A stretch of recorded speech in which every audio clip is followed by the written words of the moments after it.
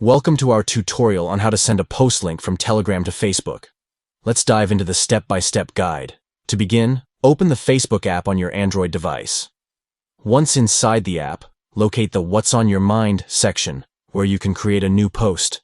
Next, navigate to the specific post you wish to share on Facebook. Tap the Share option, located at the bottom right corner of the post.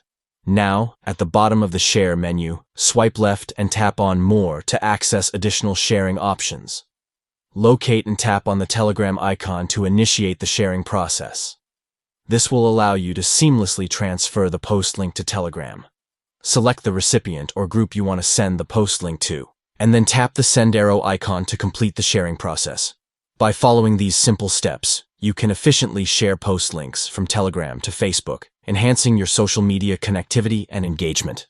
Thank you for watching, and stay tuned for more helpful tutorials.